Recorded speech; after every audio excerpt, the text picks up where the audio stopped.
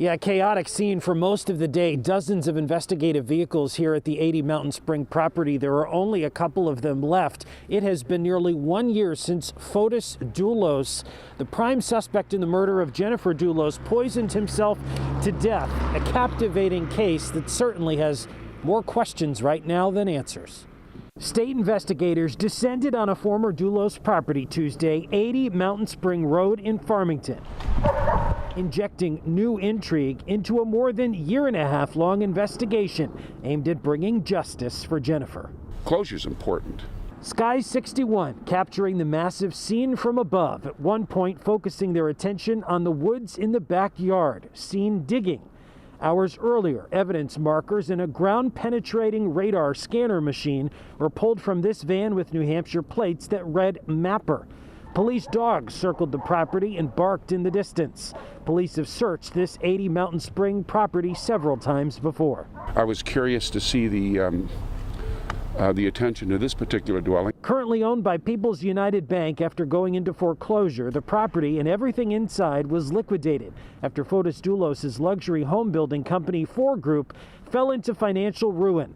Investigators got consent to search the property, which has a contingent sale, before the title was transferred to a new owner. The Dulos murder investigation lost but not forgotten amid the pandemic. It's discussed in restaurants and in shopping stores and supermarkets, and the community, I think, follows it with a great deal of interest. I'm quite sure that the populace of all 3 towns, West Hartford and Farmington and Avon, would like to see justice carried out. State police tell us the renewed investigative presence at the mansion was not related to any new tips, but rather a follow-up on old leads. We really don't know what to believe because Mr. Dulos maintained his innocence until his suicide. On the day Jennifer disappeared, Fotis Dulos' phone pinged near this home twice. Fox 61 able to obtain this exclusive home security video from a neighbor showing what's believed to be Fotis' black Ford Raptor pickup truck in the area. The same vehicle investigators spotted on Albany Avenue in Hartford hours later.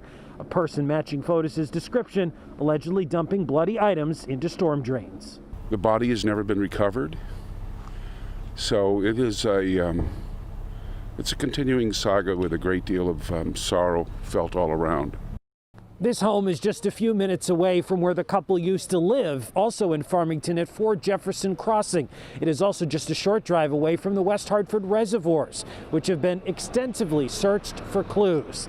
There are also 2 other people involved in this case, Michelle Traconis and Kent Mawhinney. Michelle Traconis is scheduled to be back in court on January 25th.